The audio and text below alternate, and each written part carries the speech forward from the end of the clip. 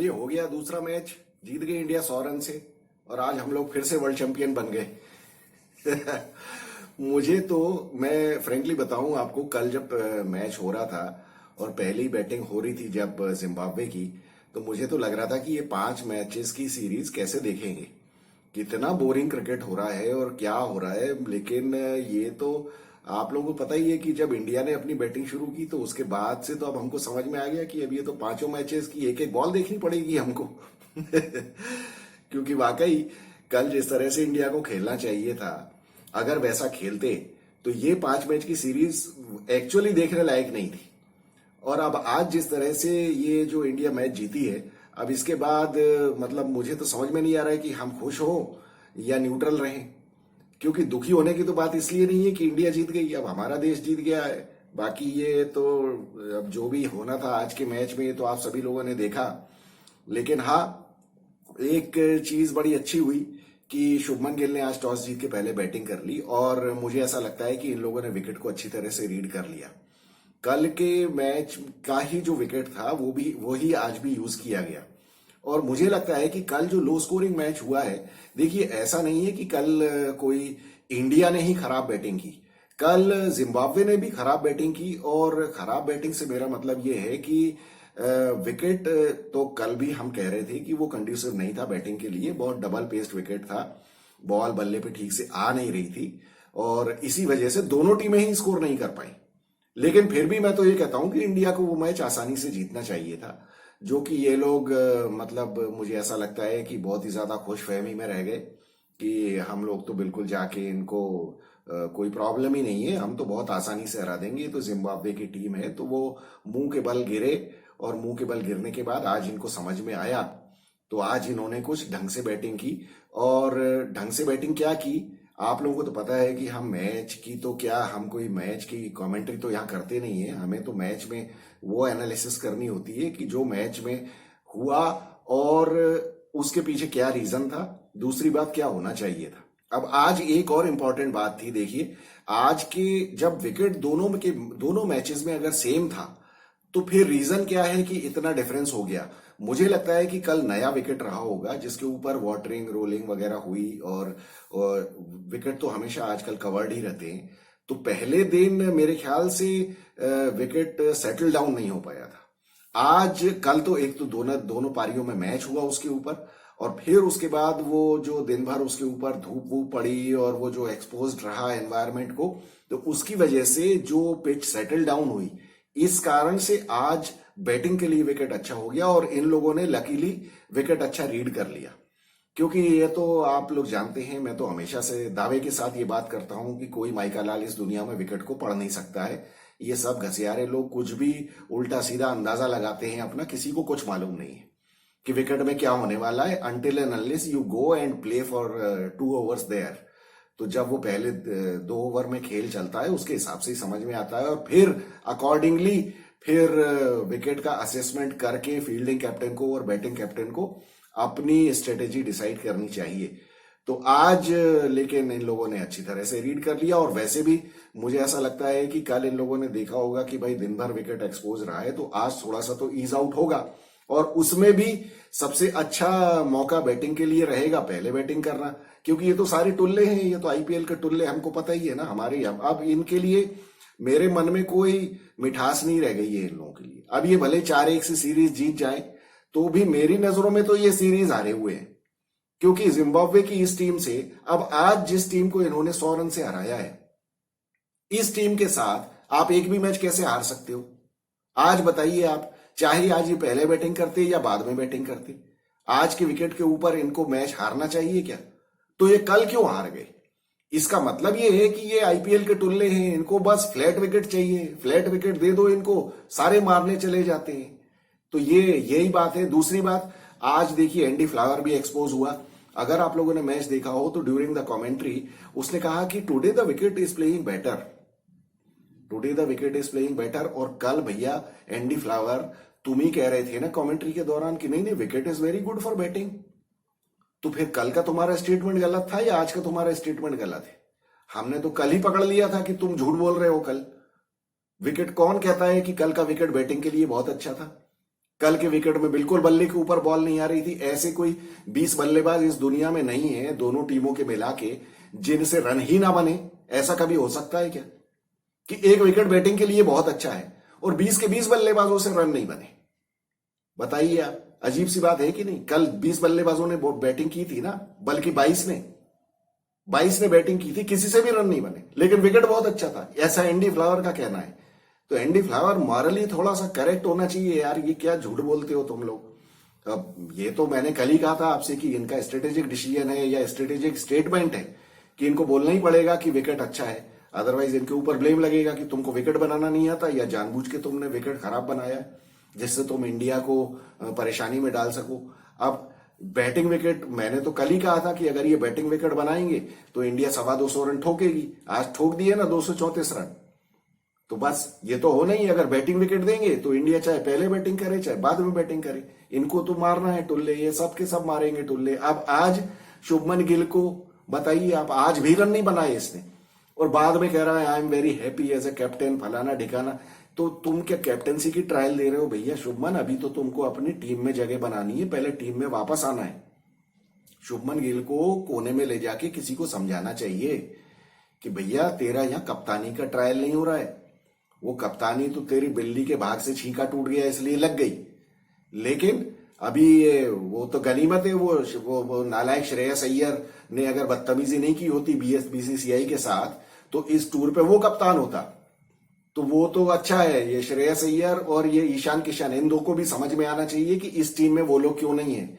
तो बदतमीजी करोगे तो यही होगा। और बहुत अच्छी बात है कि इन्होंने, बीसीसीआई ने अभी भी उन दोनों को इंक्लूड नहीं किया है।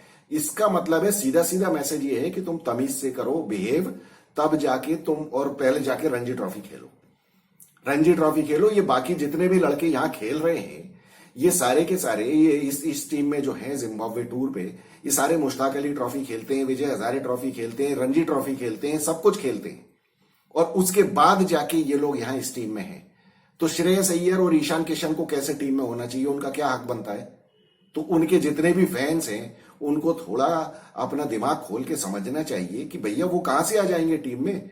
आप बदतमीजी कर रहे हो। आप जो प्रिलिमिनरी जो लेवल है इंडियन टीम में आने का, आप उसको इग्नोर कर रहे हो। ईशान किशन ने तो और 2 कदम बढ़ के ही आगे काम कर दिया ना। वो तो इंडियन टीम ही छोड़ के आ गया कि नहीं नहीं मेरे को तो खिलाया नहीं जा रहा है, तो मेरे को तो मेंटल फटीग हो गई है। अब इसको ऐसी फटीग होगी ईशान किशन को कि अब इसको वाकई फटीग हो जाएगी। तो खैर वो तो बात की बात है। अभी ये देखते हैं शुभमन गिल को समझ में नहीं आ रहा, कल के मैच में फेल हुआ है, 30 रन बनाए, आज के मैच में भी 4 रन बना के, कितने रन बना के आउट हो गया, 10 रन के ऊपर, इस विकेट के ऊपर भी ये आउट हो गया। मतलब दोनों मैचेस में फेल।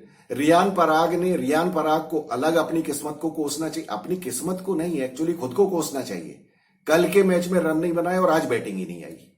अब आप ये बताइए कि अगर अगले 3 मैचेस जो होने वाले हैं उनमें भी विकेट अगर इस तरह का होगा तो रियान पराग की बैटिंग आएगी कैसे आएगी? ये छोड़ने वाले हैं क्या? आज देखिए ऋतुराज गायकवाड़ ने मौका नहीं छोड़ा। ऋतुराज गायकवाड़ ने अभिषेक शर्मा से ज्यादा अच्छी बैटिंग की है। अभिषेक शर्मा तो 27 रन पे आउट था ना, 23 बॉल में 27 रन बनाए थे 8वें ओवर में, उस स्कोर पे आउट था। मैं तो हमेशा ये मानता हूं कि जहां आपका कैच हवा में गया, आप ये मान लो कि आप आउट हो। इसीलिए जो अच्छे कोचेज होते हैं ना, वो अपने ट्रेनीज को अपने कैंप में या अपने कोचिंग सेंटर में हमेशा ये बताते हैं कि हवा में नहीं खेलना है। अगर आपका कैच हवा में गया और किसी फील्डर के पास गया, या तो आपने प्लेस किया हो, जहां कोई फील्डर नहीं है आपने डेलिबरेटली प्लेस किया है हवा में खेल के, तो कोई बात नहीं है। लेकिन अगर वो फील्डर के पास गया, भले वो कैच छूट जाए, इसका मतलब है कि आप आउट हो। तो ये मेरे हिसाब से तो अभिषेक शर्मा 27 रन पे आउट था। वो तो जिम्बाब्वे ने उसको बहुत जबरदस्त लाइफ दे दी। उसके बाद तो क्या है, टुल्लेबाजी उनको करनी थी। और मैच के बाद बोलता है कि नहीं I wanted to express myself, I played really pretty well today. मतलब ये तो पढ़े लिखे भी नहीं है, इनमें दिमाग भी नहीं है, और इनको घर पे भी कोई नहीं समझाता है कि भैया क्या बोलना है और क्या नहीं बोलना है। ये क्या तरीका है बोलने का यार, कि आई वॉन्ट टू एक्सप्रेस। एक तो ये इंडियन टीम में पिछले 5-7 साल से ये कीड़ा काटा हुआ है इन लोगों को, I want to express myself. अब ये एक्सप्रेस 27 रन पे किया था ना, हो गया था एक्सप्रेस, वो एक्सप्रेस पैसेंजर बन गई थी उधर, कैच पकड़ लिया होता तो। और आज बैठे होते पवेलियन में बाहर तो बोलता है आई वांटेड टू एक्सप्रेस। अरे हमको पता है यार तुम सब टुल्ले हो, तुम्हें तो बल्ला घुमाना है, आ गई बल्ले में, नहीं आई तो नहीं आई, वही हुआ। इस तरह से क्रिकेट खेलते हैं ये, इसी वजह से ये कभी भी गड्ढे में गिराते हैं टीम को। 8 ओवर में 49 रन स्कोर था इनका पहले बैटिंग करते हुए इस विकेट के ऊपर। बताइए आप, बैटिंग विकेट, इतना बढ़िया बैटिंग विकेट, उसमें आपसे ये रन बने हैं। फिर उसके बाद आप देखिए 49 फॉर 1 पे इनका 27 रन पे कैच टपकाया, उसके बाद इन लोगों ने पीटना शुरू किया है। फिर उसके बाद बल्ले में आती गई आपके, क्योंकि आप तो मार ही रहे थे आंख बूंद के, तभी तो 27 रन पे कैच छूटा ना, वो भी तो ऐसे ही मारा था ना हवा में। उसके बाद भी 1-2 शॉट आप मारे इसने ऐसे उल्टे सीधे जो फील्डर्स के आसपास गिरे। हाँ, उसमें छक्के भी मार दिए, 8 छक्के भी मार दिए, सब कुछ कर दिया। अब उसके बाद क्या, मतलब ये एक्सप्रेस करने वाली और ये सब, ये बिल्कुल दिमाग घर पे रख के आते हैं बैटिंग करने के लिए। T20 है या कुछ भी है यार, इसका क्या मतलब है, कुछ तो दिमाग लगा के खेलना चाहिए ना यार। आप 8 ओवर में 49 पे आपका 1 विकेट था, और उस टाइम अगर ये अभिषेक शर्मा भी आउट हो जाता फिर क्या होता, ठीक है। खैर, अब जो नहीं हुआ तो उसके बारे में तो कोई भी मुझसे बहस कर सकता है कि अरे ये तो क्या 234 रन तो बनाए ना, 234 रन तो बनाए, ये सोच के हमको खुश हो जाना चाहिए, बहुत बहुत खुश होना चाहिए। और अब इसके आगे मैं क्या कह सकता हूं। तो अब आप ही लोग बताइए कि ये इसके लिए हम खुश हो सकते हैं कि 47 बॉल्स में आपने 100 रन बना दिए। इसमें तो कोई डाउट नहीं है कि बाद में तो इसके टुल्ले लगे ना, आई बल्ले पे इसके। 23 बॉल्स में 27 था इसका स्कोर जब ये ड्रॉप हुआ है कैच। उसके बाद की नेक्स्ट 24 बॉल्स में इसने बनाए हैं, देखिए 73 रन्स मतलब पिटाई तो अच्छी की, और फिर उसके बाद वो भी मुझे लगता है डिमोरलाइज हो गए थे। एक आध कैच और उसका बाउंड्री पे भी छूटा था, वो उसी लड़के ने छोड़ा था जिसने पहला कैच इसका हाथ का छोड़ा था, उसी ने बाउंड्री पे फिर छोड़ा। तो ठीक है, 6 ओवर में इनके 36 फॉर 1 थे, मतलब रन बॉल रन बनाए इन्होंने पावर प्ले में। 8 ओवर में 49 फॉर 1, फिर 9 ओवर में 63, फिर तो उसके बाद से काफी इनने पीटना पाटना शुरू कर दिया। 9वें ओवर में 14 रन बने रजा के, फिर 10वें ओवर में 11 बने, फिर 11वें ओवर में 28 रन ठोक दिए। वो नया लड़का था बेचारा, कौन, वो गरीब आदमी, उसको इसने अभिषेक ने आड़े हाथों ले लिया 12वें ओवर में मसा कादसा आया, उसके 8 रन ही बने। फिर रजा के ओवर में 16 रन बनाए इन्होंने 13 में। 14th ओवर में 147 फॉर 2 था जब अभिषेक आउट हुआ 47 बॉल्स में 100 करके। नो डाउट उसके बाद में इसने अच्छी हिटिंग की, लेकिन इनको ये सब पहले ध्यान रखना चाहिए कि भैया आपका जहां कैच छूटा आप ये मान लो कि आप वहीं आउट हो, और उसके बाद फिर ये बाहर आके ये फालतू की लेक्चरबाजी मत करो कि I wanted to express and this and that. एक बार मुंह से ये तो बोलो कि yes I was out on 27, उसके बाद मेरी किस्मत ने साथ दिया। ये हम सुनना चाहते हैं, ईमानदारी का एक्सेप्टेंस। ईमानदारी से तो बोलो यार कम से कम कि हाँ मेरी किस्मत ने साथ दिया, ठीक है। उसके बाद हम अप्रिशिएट करेंगे कि आप कम से, नहीं तो अदरवाइज तो आप भूल गए हो ना उस चीज को। डर हमको इसी चीज का है कि आप उस चीज को भूल गए कि आप तो आउट थे भैया 27 रन पे। बाद में कह रहे हो, दुनिया भर की कहानी सुना रहे हो कि मैंने तो एक्सप्रेस कर दिया अपने आप को, आई प्लेड प्रिटी वेल। काय का प्रिटी वेल यार? तो अब आप खुश होते रहो इस बात से, अगली बार जब कैच पकड़ा जाएगा तो फिर जाके रोने लगना बाहर। 15 ओवर में 152 फॉर 5, 15वां ओवर अच्छा रहा जिसमें 5 ही रन गए। 16वें ओवर में फिर 13 रन पड़े 165, 17वें ओवर में 12 रन, 18वें में 20 रन पड़े तो 197 स्कोर हो गया।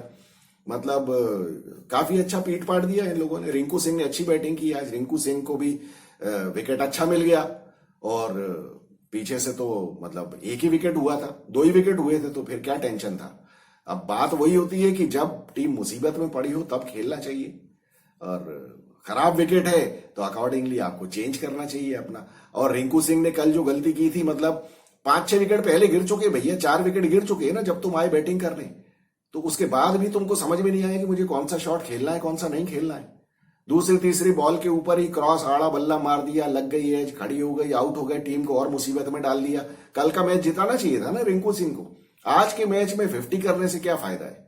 यहां तो सारे हर कोई चले आ रहे हैं, हर कोई लल्लू पंजू बहती गंगा में हाथ धो रहा है।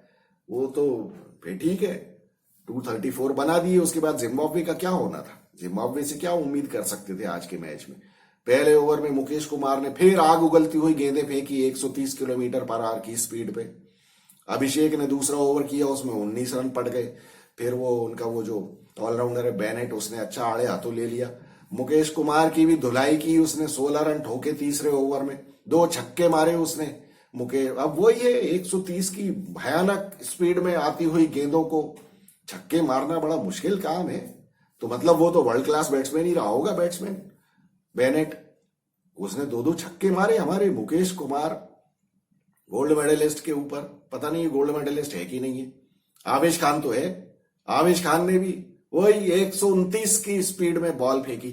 ये दोनों की शक्ल मैं तो देखना ही नहीं चाहता हूं इंडियन टीम में यार। आप लोग बताओ मुझे, ये क्या जस्टिफाइड है यार? कहाँ गए वो उमरान मलिक और वो मयंक यादव का कुछ करो यार, उसकी कमर ठीक करवाओ बेचारे की। क्या है यार ये इंडिया में को? और जो भी इंडिया में ये वो प्रसिद्ध कृष्णा बेचारा अच्छी खासी तेज बॉल फेंक लेता है 145 की, उसकी हमेशा कमर में ही तकलीफ रहती है।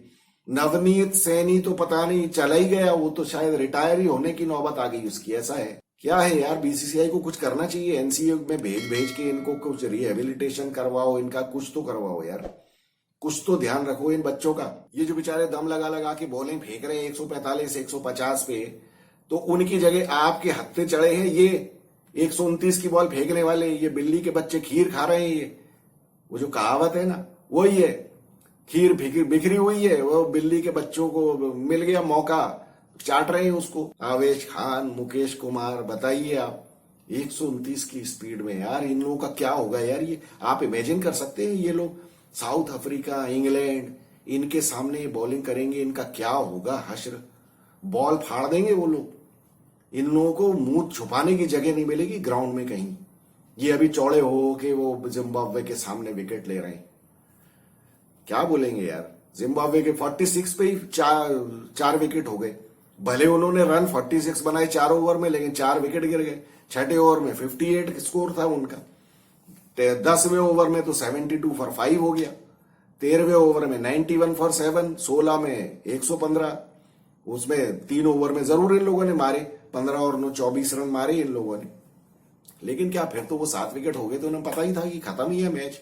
उसमें क्या होने वाला था इनका? 18.4 ओवर में 134 पे ऑल आउट हो गए।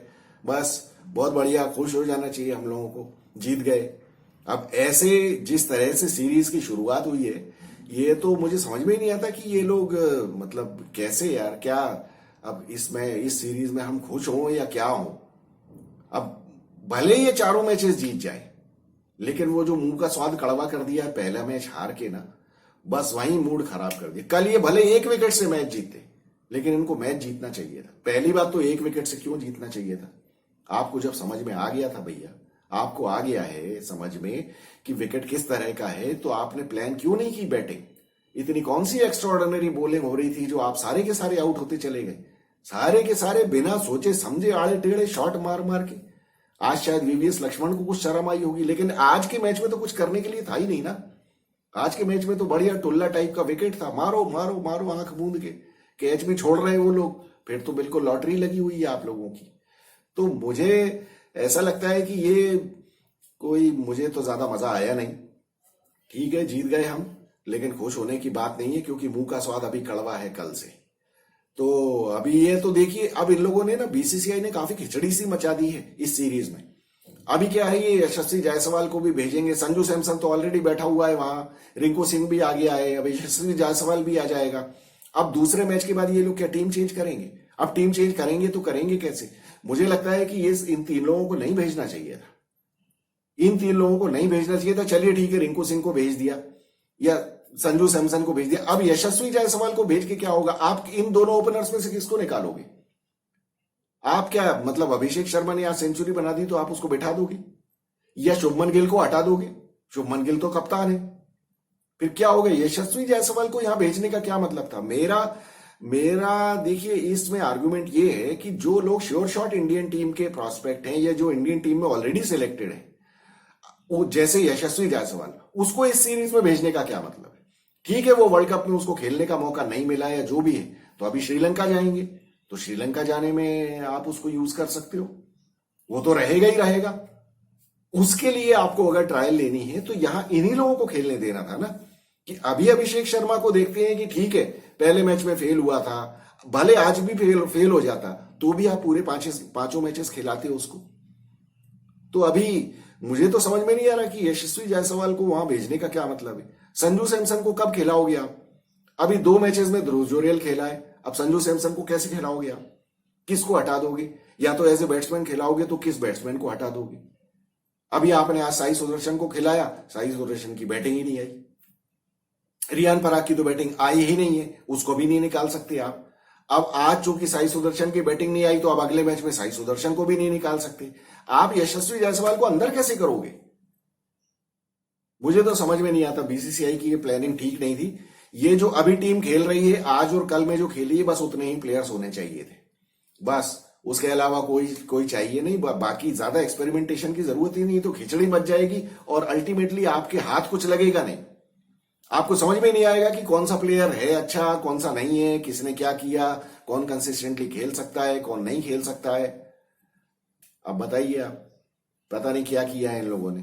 तो चलिए ठीक है, देखते हैं अब आगे क्या होगा। लेकिन ये बॉलर्स पे तो मुझे बिल्कुल भरोसा नहीं है, बॉलर्स तो बहुत ज्यादा निराश कर रहे हैं मुझे।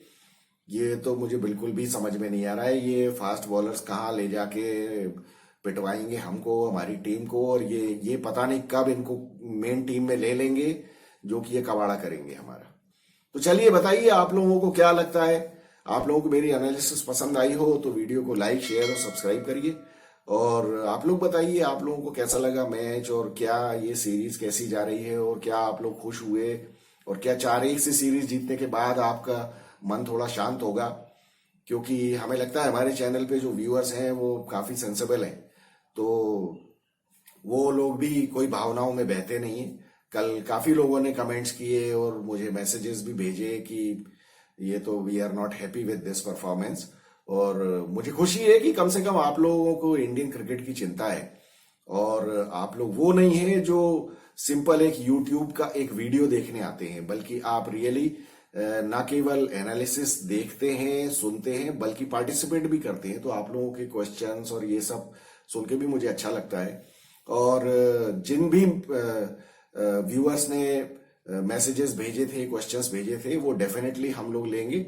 मैंने पहले भी कहा था, और आप लोग बिल्कुल ऐसा ना समझें कि मैं भूल गया हूं, लेकिन बस ये है कि मुझे टाइम नहीं मिलता है, इस वजह से मुझे मुश्किल हो जाता है थोड़ा वीडियो बनाना।